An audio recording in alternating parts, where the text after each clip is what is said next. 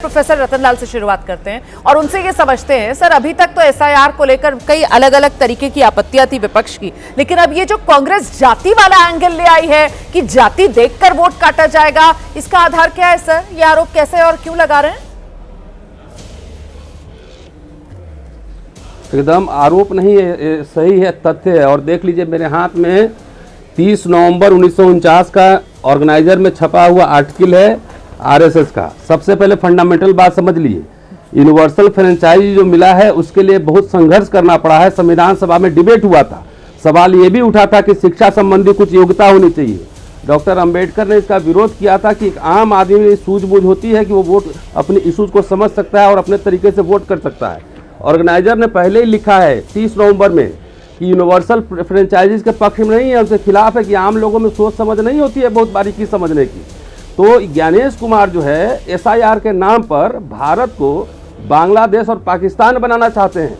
अगर गृह युद्ध होगा तो ये इलेक्शन कमीशन की वजह से होगा। नहीं रतनलाल साहब, रतनलाल जी आप आरोप दोहरा रहे हैं। सर मेरी बात तो सुनिए, मेरी बात तो सुनिए सर, आप ही से पूछ रही हूँ। प्रोफेसर साहब आप ही से पूछ रही हूँ।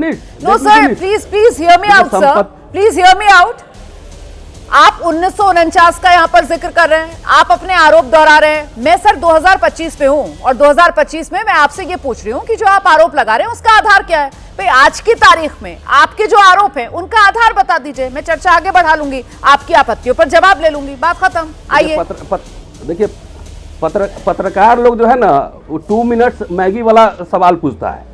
2 मिनट्स मैगी वाला, जब तक इतिहास नहीं समझेंगे ना तब तक नहीं समझ पाएंगे। आरएसएस इस संविधान को मानता ही नहीं था कभी। इसी आर्टिकल में लिखा हुआ मैं पढ़ के सुना देता हूँ। अरे भाई साहब 2002-2003 में भी हुआ था ना यही एसआईआर, 2002-2003 में ये एसआईआर हुआ था या नहीं हुआ था? आप मुझे बताइए ना।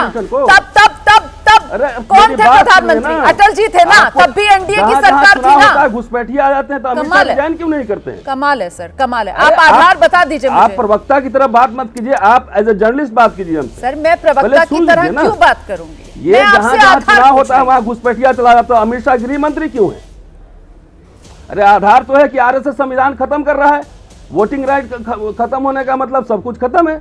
और मान लिया जिस समय यह संपत्ति और शिक्षा का आधार बनाया जा रहा था तो दलित, पिछड़े, आदिवासी कितने पढ़े लिखे थे, उनके पास कितनी संपत्ति थी।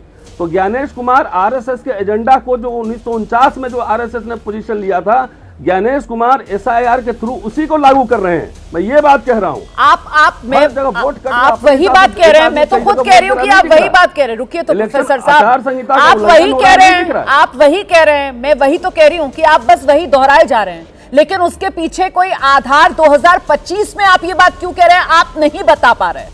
यही तो मैं आपसे कह रही हूँ। मैं फिर भी ले चलती हूँ आपकी बात को ही मैं ले चलती हूँ। प्रदीप भंडारी हमारे साथ मौजूद है। अरे रुकिए तो सर, अब मनुस्मृति पर मत जाइए, 2025 में है, एसआईआर पर ही चर्चा कर लीजिए प्लीज।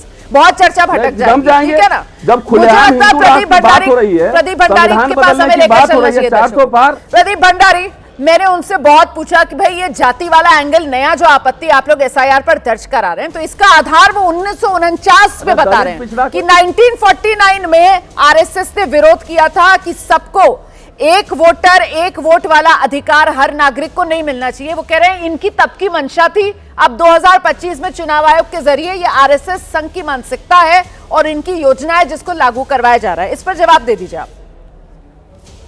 रोमाना जी, पिछले 11 साल से भारतीय जनता पार्टी की सरकार है और अभी बिहार के अंदर एसआईआर हुआ है। 5 लोगों का नाम कांग्रेस पार्टी नहीं बता पाई है जिनका नाम जाति के आधार पर कटा है या एक व्यक्ति का यूनिवर्सल एडेंट फ्रेंचाइज गया है। बेसिकली कांग्रेस पार्टी जो है वो चुनावों की हार के बाद में मानसिक दिवालियापन आ चुका है। सुप्रीम कोर्ट ने कल क्या कहा? सुप्रीम कोर्ट ने बोला कि इतना मास डिलीशन की बात करी गई थी बिहार के अंदर, पर एक वोटर बाहर नहीं आया जिसने कहा बिहार के एसआईआर के अंदर मेरा वोट कटा है और बिहार का एसआईआर गलत तरीके से हुआ है। ये कल ही सुप्रीम कोर्ट ने कहा है। तो सुप्रीम कोर्ट ने कांग्रेस पार्टी के पूरे कैंपेन के ऊपर दूध का दूध और पानी का पानी कर दिया। अब ये संविधान की बात कर रहे थे, पूर्व चीफ जस्टिस जो अभी अभी रिटायर हुए जस्टिस गवाई ने एक इंटरव्यू दिया और उन्होंने बोला कोई अगर नेता ये कहता है कि हिंदुस्तान के संविधान को बदला जाता है तो वो झूठ बोल रहा है, मूर्खतापूर्ण बात कर रहा है। क्योंकि 1973 के केशवानंद भारती जजमेंट के बाद ऐसा हो ही नहीं सकता है।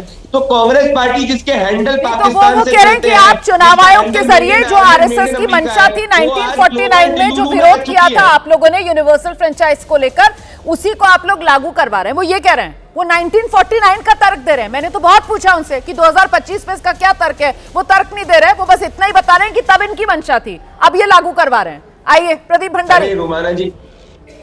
रोमान जी इन पे काहे इनको इतना सीरियसली ले रहे हैं? हाँ। ये तो ये तक कह रहे थे कि सीआई और मोसाद जो है उन्होंने कांग्रेस पार्टी को चुनाव हरा दिया। मैंने क्या कहा आपको कि ये मानसिक दिवालियापन कांग्रेस का हो गया है, इनको पता ही नहीं कि ये क्या कह रहे हैं। और अगर इनके पास तथ्य है तो कोर्ट पे चले जाए, उन वोटर के पास चले जाए। हम तो चाह रहे हैं कोर्ट जाए, दूध का दूध और पानी का पानी हो जाए। ठीक है।